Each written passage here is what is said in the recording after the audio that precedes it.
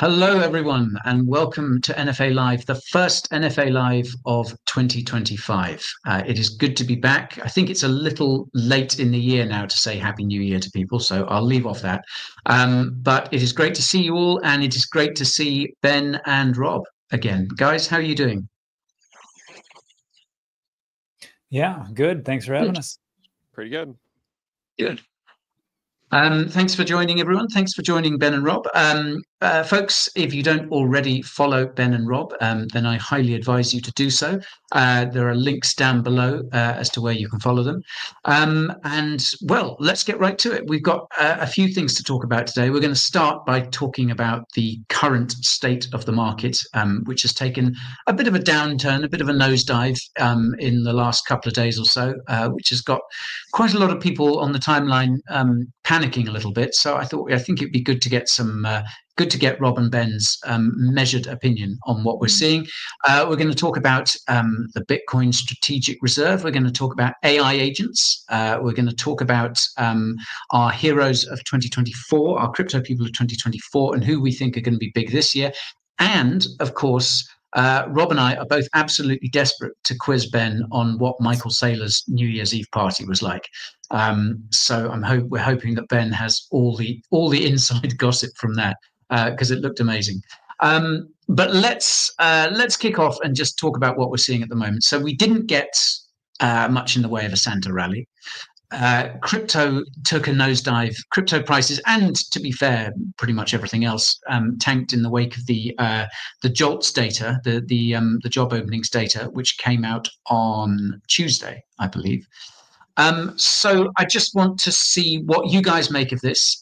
Is this perhaps a prolonged slump we might be looking at?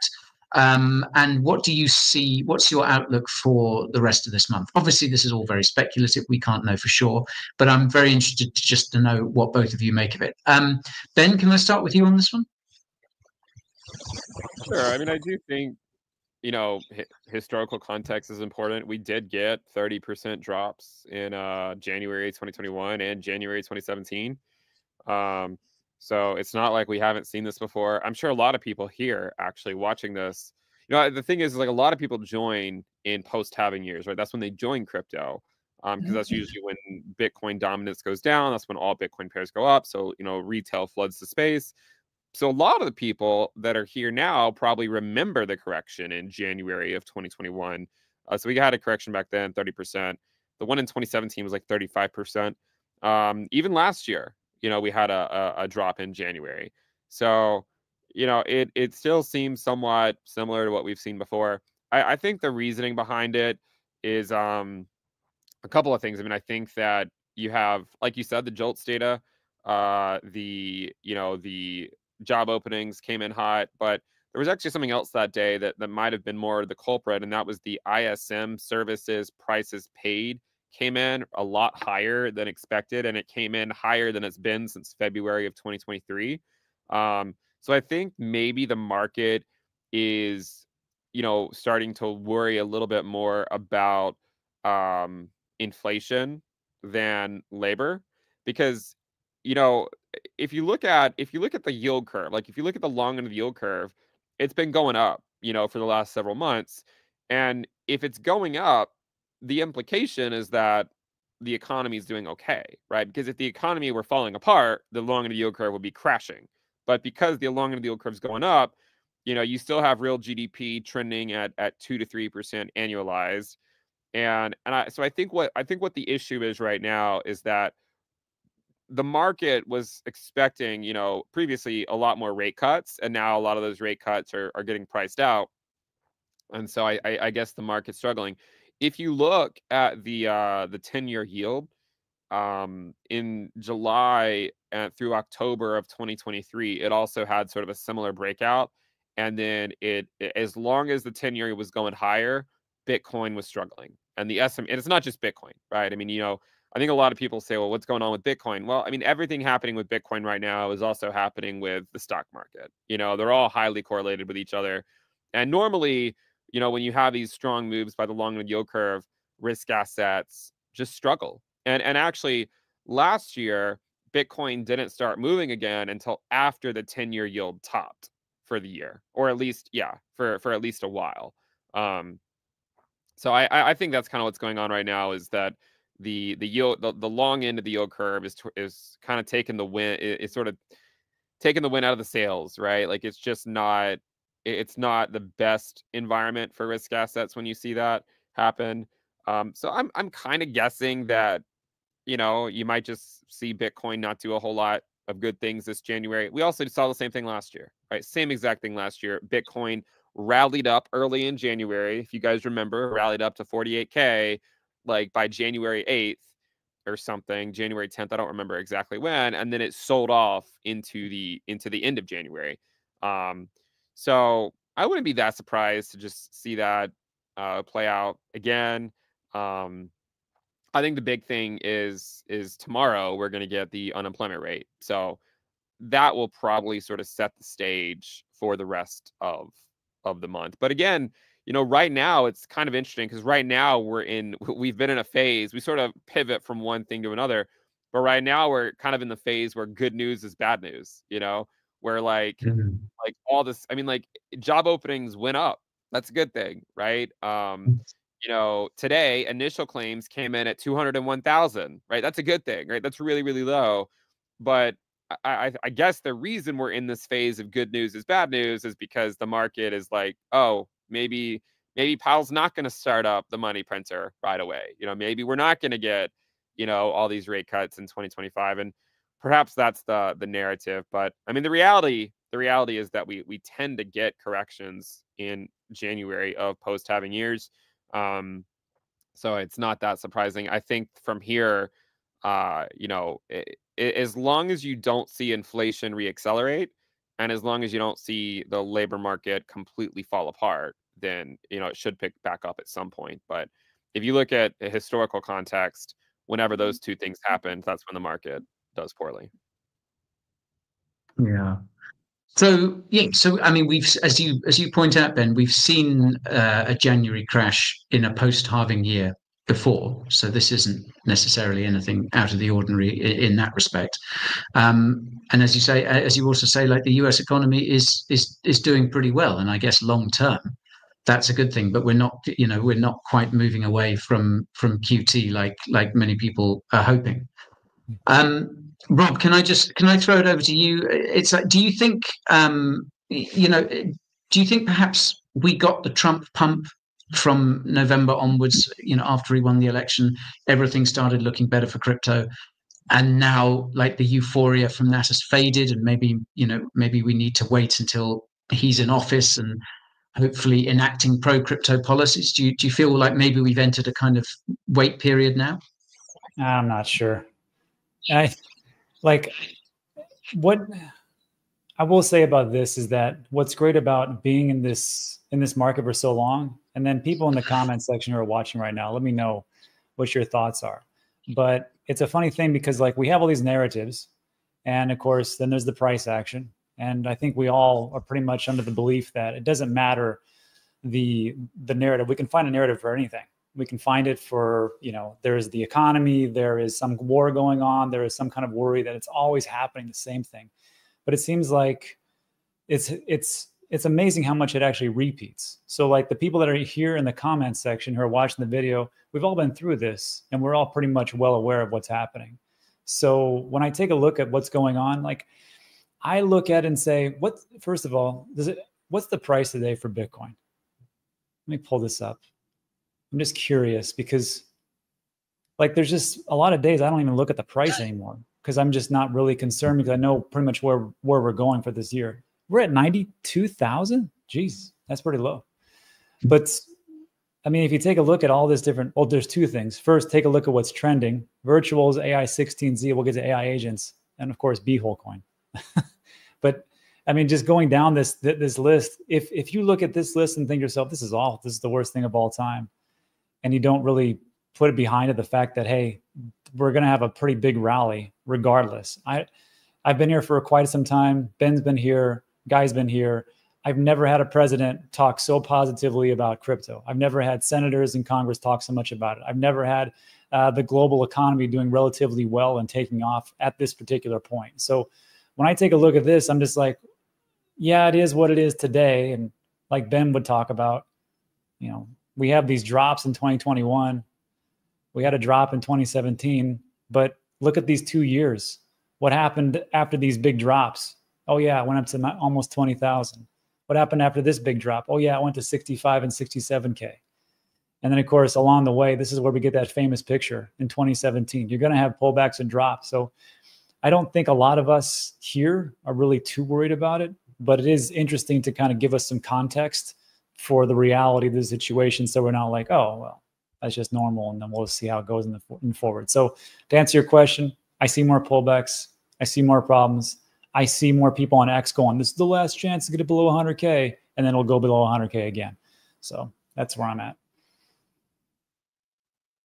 Yeah, I enjoyed seeing those last chance to buy below 100K tweets. I was kind of waiting for them, and they didn't disappoint. But I mean, that's crypto, isn't it? Like just when you think that perhaps perhaps we've passed a particular level, perhaps we have now sort of finally kind of moved on, it will just drag us back. That's part of I guess that's part of the excitement of it. It's part of what ages all of us in crypto well beyond our years. But yeah, this is a market that regularly surprises either to the upside or the downside. And I think part of the best way to handle it is just to ride that wave, isn't it? But it always amazes me how much you see sort of people just sort of going to pieces on Twitter or in the comments or wherever. I mean, I kind of with Twitter, I wonder how much of it is just people engagement farming. But it is kind of extraordinary how this happens so often, isn't it? It is, but it's going to keep repeating just like everything else. Yeah. Well, it's yeah. I mean, we've known that 2025 was going to be an interesting year for a while, and it's kind of getting off to an interesting start, I think. I mean, there was a great tweet. I must see if I can find it for later, but I think it was Alex Svanovic, the CEO of Nansen, tweeted something to the effect of, I was just hoping to get rid of Gary Gensler. I wasn't expecting him to start trying to buy Greenland. Yeah, that's true. Hey, guy, there's one more thing about Gary Gensler. Somebody made a comment to me on the videos. And I gotta agree. Everybody hates Gary for what he did and for how he pretty much slowed everything down. But they had a good point. They go, in hindsight, it gave you guys 2 or 3 years to really accumulate in the background as he kind of screwed everything up before it kind of went parabolic. And I was like, that's a pretty good point, actually. So like all these different things that we blame Gary on gave us 2.5 years to really get everything in order to hit this big stride in 2025. So thanks, Gary. We appreciate your haphazard reign as an SEC chair. Thanks for your service, Gary. Okay, let's talk then about one of the things that has been talked about a lot, that seems to now be kind of associated with Trump and his incoming presidency, etc. And this is the idea of the Strategic Bitcoin Reserve, which is now becoming so entrenched it's getting its own acronym, SBR. So this is obviously generating a lot of discussion, a lot of debate. I've seen good arguments made both in favour of it and against it. But I'm curious to know what you guys think. Do you think it will happen? This is a double-sided question, really. First of all, do you think we will see a Bitcoin strategic reserve? Let's put a time frame on it, and let's say within the next 4 years, within Trump's presidency. So that's the first part of the question. And the second part is, does it matter if we don't? Does it matter if this idea of an SBR, which I don't think was ever a concrete idea, but does it matter if we don't see one? Ben, what are your thoughts on this? My first thought is, why does SBR have to be so close to SBF? I'm like, is that that was like the 2022 bear market? Are we looking at the reason for the 2026 one? I don't know. I mean, Wow. I guess also like what's the definition of it? Like, you know, I know the government has some Bitcoin, which now there's a lot of fear and FUD going around of if the government's actually selling it right now. But I guess the question is like if the US government already owns Bitcoin, I don't know if Trump ever promised to did he ever promise to buy it or did he just promise to like not sell it? That's what I'm not sure about. So like if he takes office and the government has, you know, a certain amount of Bitcoin and he just says I'm not going to sell it, does that then qualify as the strategic reserve, you know? Which I mean if it is, it's great, but on the other hand, that's probably not what a lot of people were thinking it meant. Um so I really don't know if it's going to happen. I think there's probably a higher chance that it would happen at the state level first than the national level from like just talking to some people and whatnot. But um, I think you could see it happen at the state level. Like if it can happen at the state level, that could be a good stepping stone for the national level as well. You know, whether it's going to occur or not, I honestly have absolutely no idea. You know, the spot ETF stuff, we were talking about it in 2017 and it didn't happen until 2024. So I think we often will we overestimate the short term and we underestimate the long term. My guess is maybe the same thing's gonna happen again, but I don't know. I mean, like I wanna be optimistic about it, but you know, I wouldn't be that surprised if in a year everyone's like, well, why hasn't it happened yet? You know? Um, so I guess it depends on the definition, right? I mean, if the definition is just strictly Trump takes office and then promises not to sell the current Bitcoin that they have, then the odds of that are probably a lot higher than the odds of them actually going out and buying Bitcoin, you know, a lot of it immediately. So I don't know. We'll see. I'm not, you know, I don't know if has he even talked about it as much recently? Like, I don't know if I've heard him talk about it nearly as much in recent weeks and months. It seems like he's been more focused on Canada and Greenland and the Panama Canal. So I don't know. Maybe his priorities have changed. Well, some of us were talking in the office about it today, you know, and we was because like you know, we were talking about this whole business with Greenland and Panama Canal and Canada becoming the 51st state and whatever, and someone said, well, maybe this is you know, maybe this is Trump's way of sort of deflecting attention away from some other policy that he's actually way more focused on. And obviously, there are some very controversial policies, you know, certainly some very divisive policies that he's talked about. So, you know, we were speculating maybe it's a kind of, you know, maybe it's a sort of smoke and mirrors thing or whatever, you know, to kind of deflect attention away from that. And then someone said, well, yeah, maybe the SBR, maybe the Strategic Reserve is that policy. He's going to try and sneak it through. I think that's perhaps a little far fetched. But Rob, what do you think? I mean, does it even matter if we don't get one, given all the other kind of tailwinds that Bitcoin has? Well, I mean, like we all know, government it's not necessary for them to come in, but it sure does help to accelerate things. I know when people were talking about a Bitcoin ETF and they were like, we don't need this because we don't want to be part of the system. And then it comes in and everybody's just rejoicing constantly about it. Again, you don't need government, but once you get the right people in the right place at the right time, it's like adding gas on fire. So for this situation with the reserve, I'm a little more cautiously optimistic that he can get it done. And one of the reasons is like I listened to Anthony Scaramucci, who absolutely hates Donald Trump. I mean, hates him. And for good reason, you know, for whatever happened with their little fallout. Everybody in the comment section can talk about that. But even he was on podcast and he said, yeah, he goes, I think he's going to get it done. I think he's got the votes and he's got an Senate in the House. And we'll see. And like Ben said, I mean, maybe they don't sell the 208,000 that they seized from Silk Road. Great. If they don't do that, maybe they can put it in and say, hey, if you want to pay for your taxes or pay for any kind of outstanding debts that you have with the government with Bitcoin, and we won't sell that, there's your reserve. So he actually did go through with his promise. And I think that's more of the middle ground. And then I have seen a couple of different senators just today, somebody from Oklahoma put out a bill where they can actually do a reserve in Oklahoma. And pay for taxes in Bitcoin and fund the government through that. So, I mean, it's either going to happen one way or the other. I just don't know how extreme it can actually do. But I will say, if we get it, then that just means that all the other countries will follow suit. And that's when big FOMO comes in. Hopefully it happens. Yeah. There were two excellent comments that I flagged up there, both of which I agree with wholeheartedly. There was this one. I don't know if you guys have read Nick Carter's article. It was he put it out in Bitcoin Magazine a few weeks ago, 2 weeks ago, I think, and he's actually very much against it. Obviously, Nick Carter's sort of Bitcoin, a big advocate for Bitcoin and for crypto more broadly.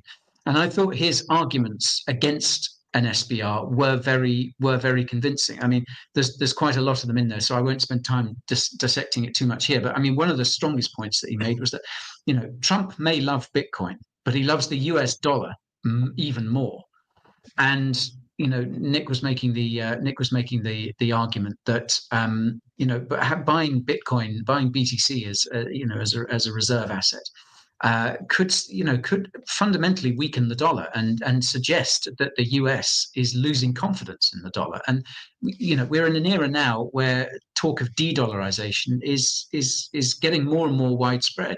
There are countries like Russia, like China, actively trying to wean themselves off the dollar, or in Russia's case, I mean, they've kind of been forcibly weaned off it. But I think that's a good point made, that this talk of an SBR, it's Trump loves the dollar more than Bitcoin, I would think. And then there was this other comment that I thought was great. And I think says a lot as well from BHJ. There are bigger issues than an SBR. And I think we talked about this before, haven't we, on this show? I know I've mentioned it elsewhere as well, but day one of the Trump presidency, that in tray is going to be so full. There's so much that he's talked about. I mean, he seems to be adding to it now with talk of Greenland and the Gulf of America and the American Canal and the 51st state of Canada and all that. So yeah, I can't imagine that this is something that's going to be top of the pile, even if it is something that he genuinely intends to do. I can't imagine it's a priority. How long do you think before he starts talking about renaming New Mexico to New America? Yeah. Did you see the American? It's the Gulf of America now, isn't it? Did you see the Mexican president went on TV with an old map? Obviously, once upon a time, large parts of the US were Mexican, and she went on in front of a map that said like Mexico Americana or something like that, sort of saying maybe it's time to go back to this. So it's opened up a whole new front in of things to watch out for, isn't it? A whole new front in the whole macro thing. Here's us sort of speculating on Taiwan and what's going to happen in Ukraine and what's next in the Middle East. And it's like, turns out we should have been watching Greenland and Panama all along. It's crazy. Anyhow. Let's not stray too far into macro and politics, because nothing good ever comes of that. Let's talk about something that's got a lot of attention in crypto circles recently, and was certainly dominating mindshare before the market took a nosedive the other day, and that's AI agents. So as you pointed out, Rob, some of the top trending cryptos at the moment are all related to those, Virtuals protocol being the big one. So I'm sure you guys, I'm sure everyone watching has kind of become aware of this narrative now. This idea of, I guess, bots really that are that are much more functional than these AI powered bots, essentially, that much more functional than the irritating bots that we're used to. So my question to you guys is this all hype? Is this something, are you looking at this and thinking, I've seen this before, or I've seen something similar, or from what you've seen of it, is it a sector that interests you? Do you think there might be something there? And an extra question to Ben, which I'll ask in a minute, is into the Cryptoverse team developing a chess playing agent. But first, Rob, I want to get your take on this one first, because you mentioned Virtual Protocol earlier. What's your read on AI agents? Yeah, first of all, like I follow you on X and I follow you on YouTube, Guy, and you guys just put out a great article. This is discover the top AI products in the market, and you went through a bunch of like 5 different ones, and it was great. Near and why Near protocol is AI, and I can definitely see all these ones: Virtuals, BitTensor, ASI, the Graph AI, AOZ. Mm-hmm. But I will just say, like for Virtuals, which these are agents. They're not they're not learning language models. They're not LLMs. Like we talk about, these are actually able to plug in and do actual things for you. Like they could do not just a trading bot, but you can say, hey, I need to make 28% as fast as possible, and I have this much. Search throughout all the different dexes, search throughout all the different aggregates, and make sure that you find me that 28% that I need. And the bot will go out and do that.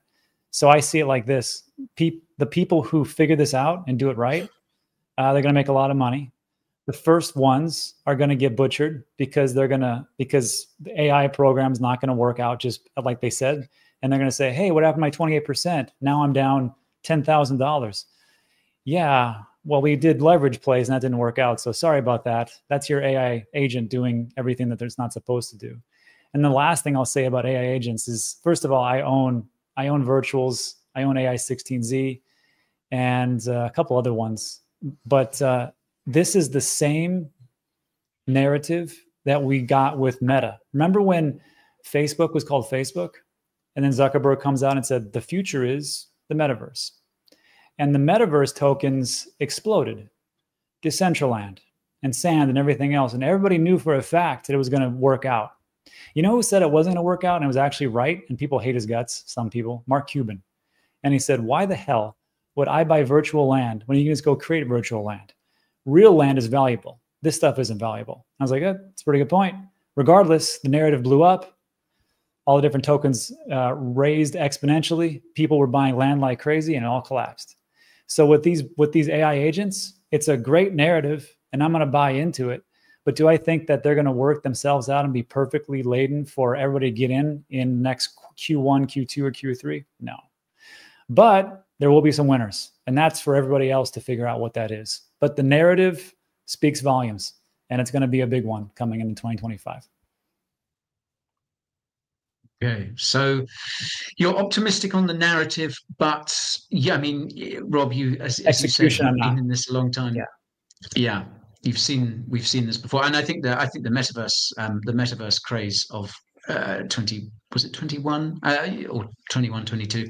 I think that's a pretty good analogy. It's a narrative that sort of seemed to come out of nowhere. Everyone went bananas for it, and we talk about it. We talk about it today, and it's kind of become a bad joke in a way. Ben, what do you think of AI agents? I mean, has this kind of have you really thought about this much? Have you looked into it at all? Is it something you're interested in as a narrative? Beep, boop. Maybe we're all AI right now.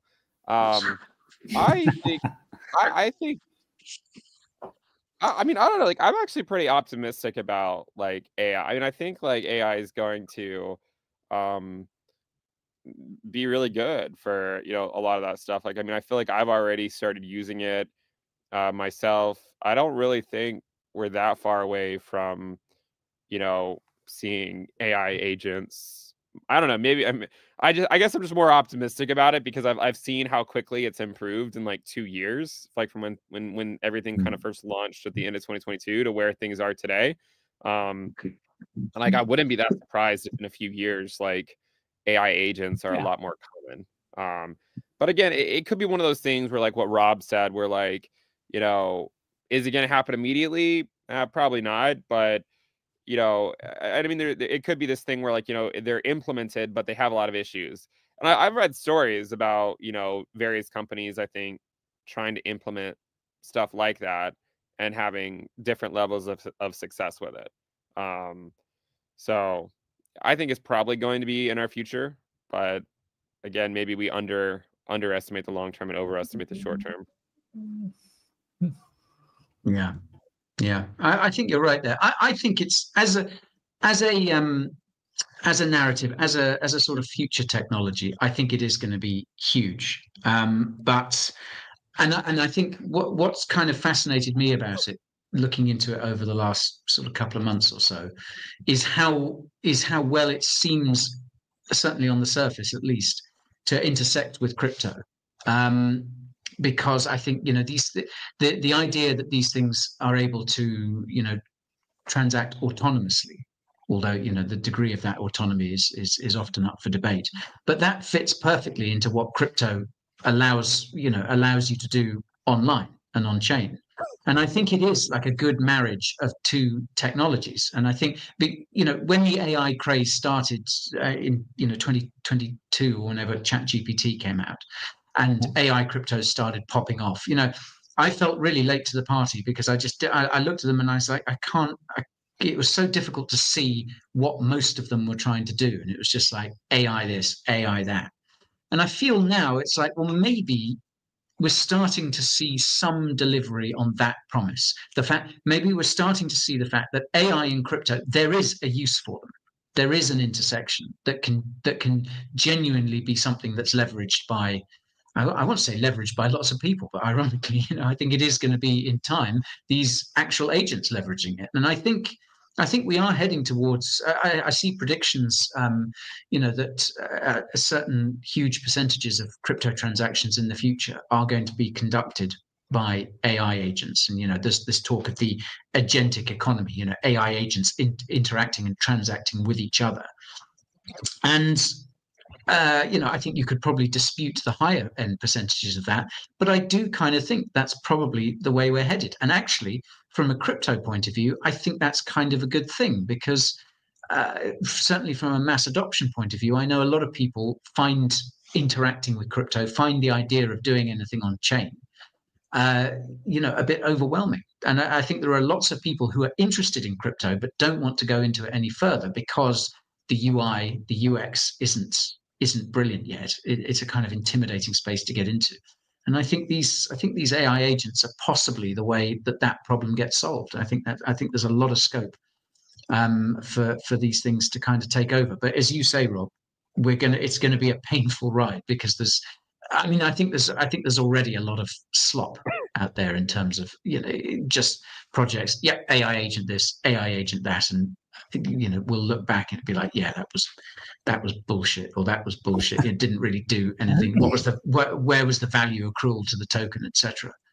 But well, I think you know, I think there's a difference. I think there's a difference between the actual like AI agents and then like people just randomly putting a token with it. You know, I mean, that's kind of the reality with a lot of cryptocurrencies. Is most like 99% of projects don't actually need a token.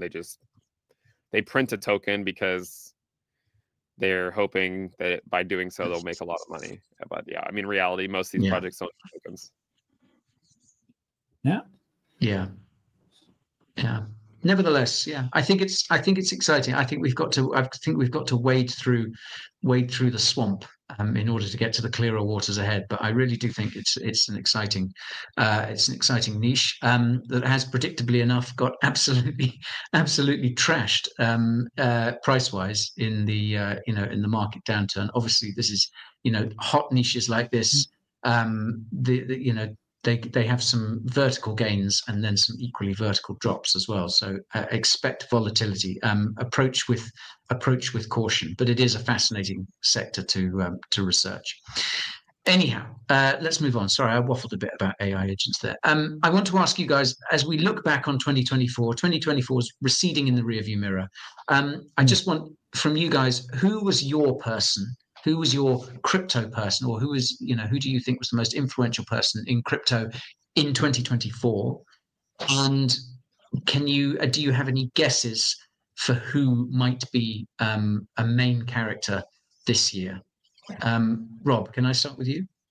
Yeah, I think, well, it just depends. But I mean, when I take a look at like the person who's like who's gotten the message out the most to the most people in the most positive way you possibly can, and has gone and debated and gone through the trenches and gone on, you know, big Fox and MSNBCs and something like that. It's Michael Saylor. I mean, I think he's done a lot of good for the entire industry.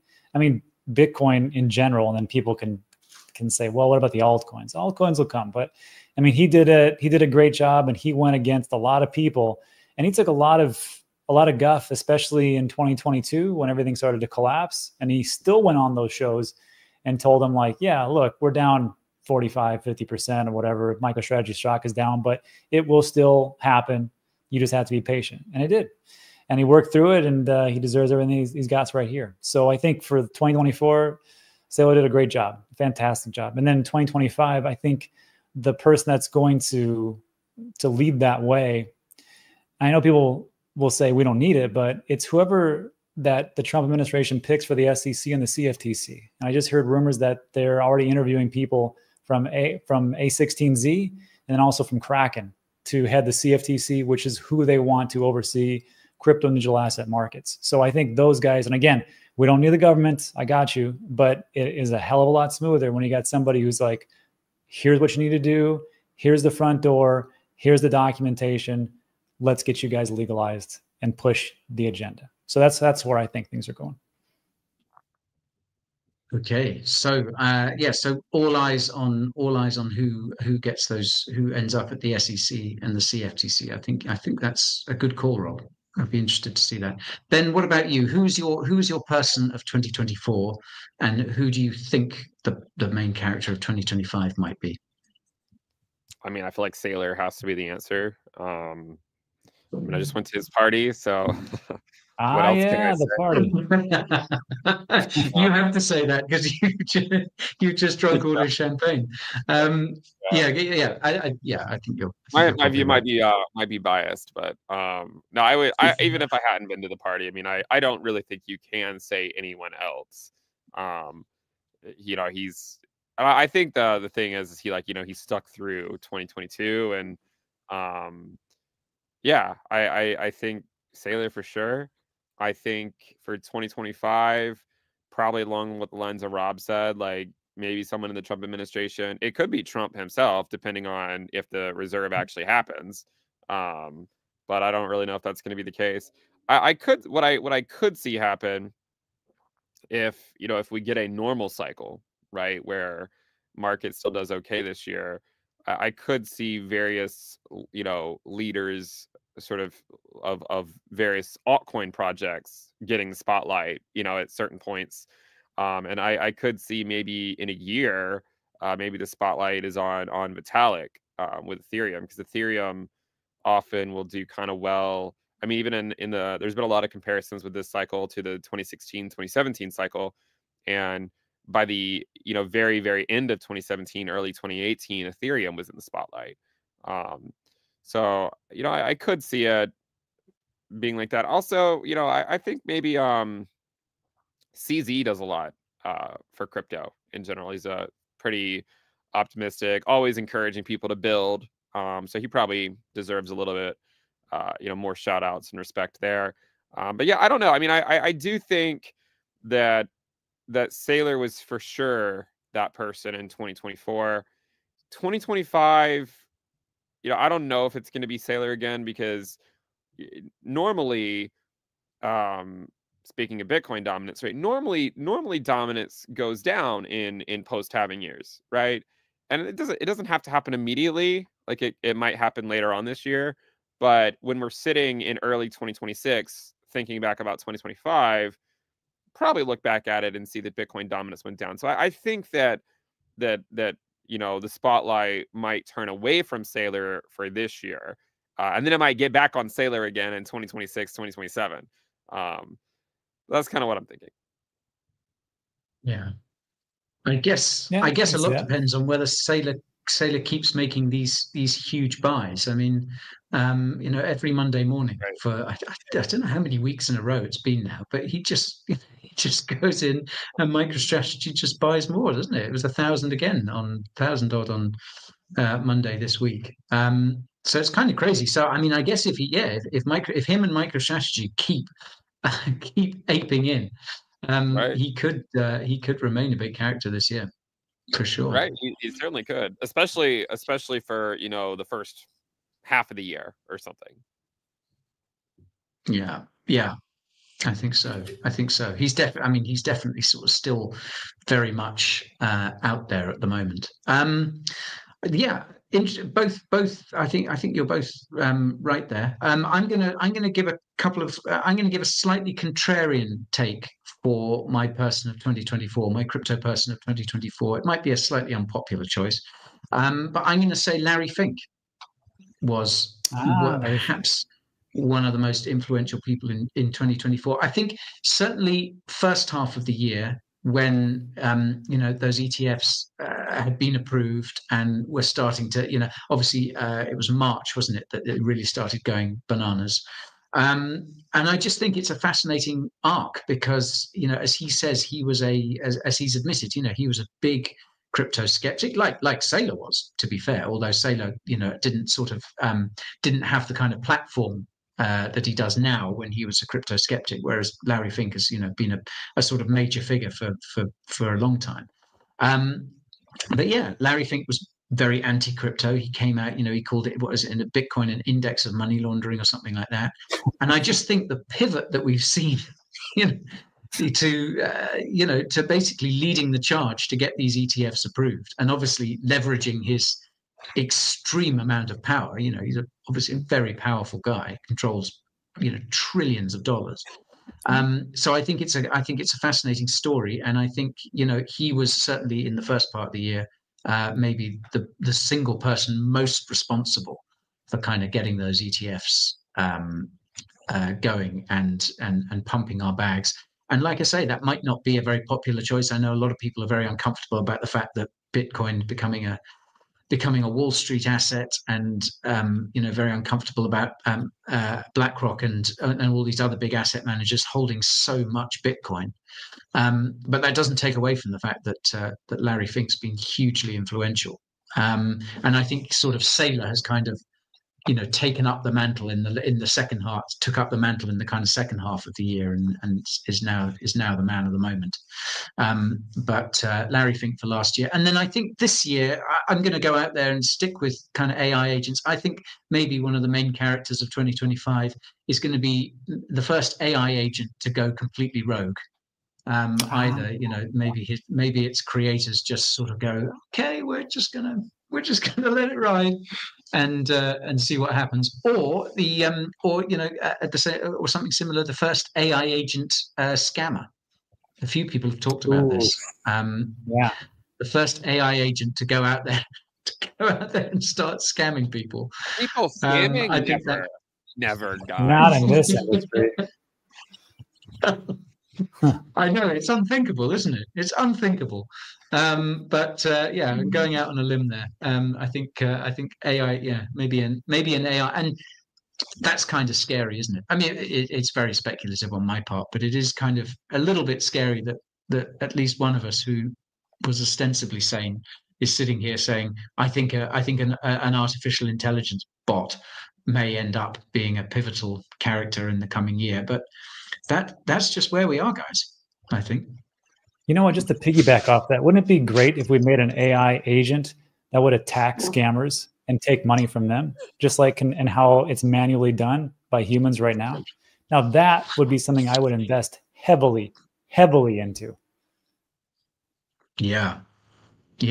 I know there's one, I can't remember the name of it, but I know there's one that sort of acts as a kind of white hat hacker, so goes out and looks out for bug bounties and earns. I think it might have actually earned it, like one or two. But an anti-scammer, as a scam? Do they call them scam busters? A scam buster AI scam agent. buster bot. SVB. Yeah. Shut SVB, up and take my money. SBF. Perfect. Now we have the SCB, 2030 bear market too. See, there you go. Perfect. The narrative is there. We got to start this. Yeah, look, folks. You tune in for NFA. You tune in to find out our thoughts on what's happening at the moment. But you stay for the alpha that's 5 years in the future. This is we're so far ahead of the curve here. Yeah, interesting. Hey, speaking Very of alpha, interesting. speaking of alpha, I have, before we get to the Q&A part, I have one question. And it's for Ben. So I saw this party that was going down because you posted it on your X account. And this was what was happening there at Michael Saylor. Look at that. Nice, beautiful party. Give us some behind the scenes. Now, obviously, you can't tell us everything, Ben, but like, what was the kind of mood? What was the interaction? What were the most interesting people that you met? I And mean, the obviously, consensus. I got to meet Saylor. I had met him before though, but not for very long. I mean, like he came on my channel in 2021 and we talked for like 3 hours. Well, he talked for 3 hours. I mostly just sat and listened. Um, maybe 2 hours. I don't remember exactly, but no, but it was good to see Saylor. And I mean, I thought it was really, really cool that he opened up his home. Like, I mean, in sort of this day and age, obviously people don't really want people knowing, where they are, where they're living and stuff. And he, he opened up his home. He obviously had a lot of security, but we were able to, just kind of walk around his, the grounds and to go in his house. I got to go in the room where he, does all his interviews, where he has that like ship in the background. He also had a chess set. So obviously my opinion of him went up when I saw that. He had, I mean, so much Bitcoin themed stuff. Like, it was just incredible. And I got to meet a lot of other people too. I mean, his yacht was also there, docked. So you could just go on the yacht as well. You had to take your shoes off, but you could go on the yacht and I guess kind of see his boat. And he had a ton of great food. Like they had, all these steaks coming out, like these, like, I think it was like maybe tomahawk steaks cooked like medium rare.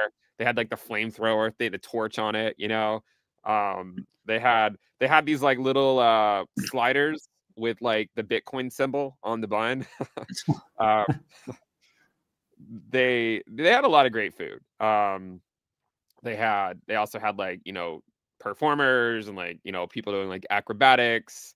Um, they had an open bar. I probably had one too many maxi mules, but it was good. They had like sort of like a drink menu. I mean, you could get whatever, but they had sort of 3 primary drinks, and like it was like a maxi mule and then 2 others that were, somewhat, Bitcoin themed.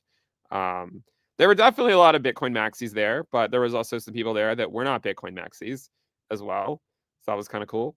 But yeah, I mean, I saw a lot of other people. I saw Dennis Porter. I saw Tone Vase was there. Gary Cardone was there. MM Crypto. David Lin. You guys know David Lin? The David Lin Report is a good show. Yeah, there was some other there was also a lot of other there were some other like, YouTubers there that had smaller channels, but I think that had interviewed Saylor. So I think Saylor, I think he reached out to a lot of the people that interviewed him and invited those people. So it was kind of, I mean, it was kind of cool to see him do that. All in all, I don't know exactly how many people were there. I think I heard that about 1,000 people were invited. At the actual party, I don't think it was quite that many, but it was definitely like, several hundred, right? Like it was definitely, I would say at least 600 or 700 people, but I don't know exactly. It could have been more, but again, like it was so spread out, like that it even if there had been 1,000 people there, it wouldn't have necessarily felt like it, because they had, there's at any given point, there were a lot of people in his house. There were a lot of people on his boat. And then he had this massive area outside with like this really large tent. And I mean, at any given point, there were probably 300 people just out there, And then there was also the stage where I think Bitcoin Magazine was, where they were live streaming the event. There were chairs over there.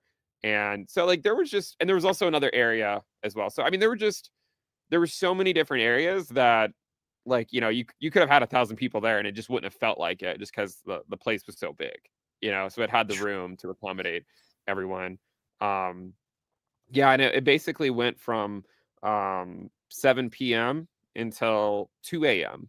And you know, normally when you go to parties, you get there kind of late, you know, but I mean, for a Sailor Yeah. New Year's Eve party, I think I was there by like 7:45. I'm like, I don't need to feel cool and come in at like 9 o'clock or something. I just want to get here and enjoy the night. So, and I'm glad I did, because you know, you get to meet more people by getting there early, and you get to enjoy it longer, right? So the funny thing is it ended at 2.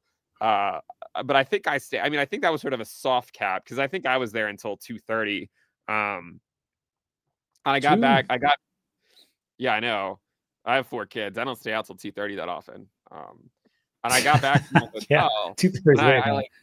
I laid down. It was 3:30. I chugged a bottle of water to try to not feel like crap the next day. It was like 3:30, and I had a flight the next morning. And I thought I went to the party thinking my flight was at 11 a.m. So I was like, all right, well, I'll get back at 3:30.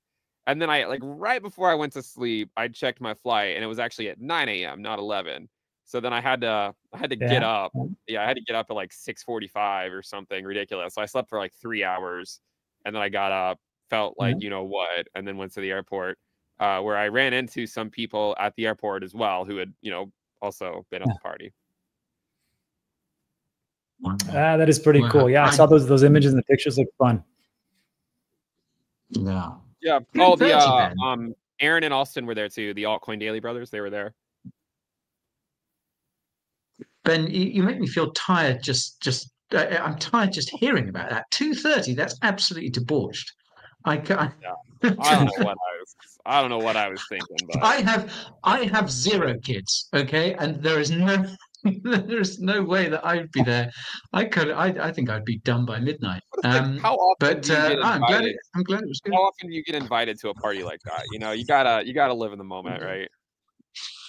Absolutely. You gotta. Did you see what the yacht was called? I'm fascinated to know what Sailor's called his yacht. I don't think I did, but I wouldn't be that surprised if someone probably got a picture of it if I had to guess, but I don't think I looked. Yeah. Okay. Well, it sounds like the event of the year. Other of course than the Into the Cryptoverse party at the Bitcoin conference. So Sailors was kind of like the second main event of the year. His was definitely on a different level than mine. Well, Ben, if you were throwing parties like that, you know, it certainly would suggest that Bitcoin dominance had topped. Wow, that sounds great and also absolutely exhausting. So well done for surviving it.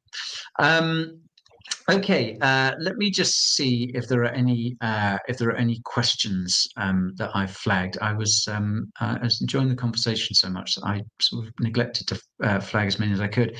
Harris is asking this: Ben, when do you expect the spike in the unemployment rate and the parabolic rise of the curve?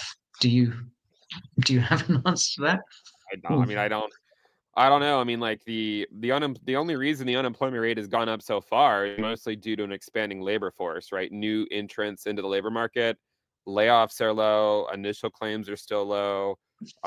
So it's really hard to say. But I whenever layoffs pick up, that's when the unemployment rate should go a lot higher. But layoffs aren't likely going to pick up until risk assets sell off, right? So it's sort of like the you know, an effect, right? When the stock market really sells off, then you get layoffs. But until that time, the companies are just going to keep hoarding their workers, because I think they're still living, you know, they're still very much aware of what happened in 2021, where it was very difficult to hire anyone, right? So now hiring's not as hard, but I don't think they are letting them go just yet. So it does depend on that. And I think that's also going to depend on the long end yield curve, right? The higher the long end goes, the more pressure it's going to put on asset prices. I don't know exactly when. I mean, no one knows. Yeah, very true. Very true. lot of support for Rob's idea of an anti-scam AI agent. Yeah, we got to make this happen, guys. Got to make this happen. Virtuals Protocol. A few people commenting as well on this whole Greenland business. I mean, I know this is politics, so we shouldn't get too deep. I think it's fascinating, though. But making the point that apparently, yeah, the Arctic is kind of opening up for new trade routes. Greenland has gone from being just a giant ice cube to quite important. I gather there are a lot of things like rare earth metals and stuff that you need to make basically anything modern now. So I guess this is sort of strategically important. It's not just Trump wanting better access to polar bears or whatever it might be. There seems to be slightly more to it than that. Autumn enjoyed the fact that Sailor talked for 3 hours. Ben just sat and listened. I think. Hey, I mean, that interview's still up on your channel, though, right, Ben? When did you do that? 2021. Yeah, because the interview came up because it was right after he tweeted out, or he was talking about like mortgaging the house to buy Bitcoin, right? Which I mean, I think he's still I mean, like with Bitcoin at 100K or near 100K, it's not like people who did it were necessarily hurting right now. But in 2021, I was like, it's probably not a good idea. And then he wanted to come on my channel and talk about it, so he did. And I talked a little bit, but I mostly just sat and listened. I mean, he had more interesting things to say, I think, than I did. Okay. A few people speculating on the names of someone's speculating on the names of Sailor's yacht as well. And I guess the final question, this one's actually directed at me. Atif Shah asking, Guy, were you invited? I think we need to put this out there. No, I wasn't. And Michael Saylor, I don't forget. I don't forget. Just be aware of that, okay? Just be aware of that, just so you know. Great. Well, I think that's pretty much an hour. I think we've covered everything we wanted to cover. Rob, Ben, it's been great to see you guys again.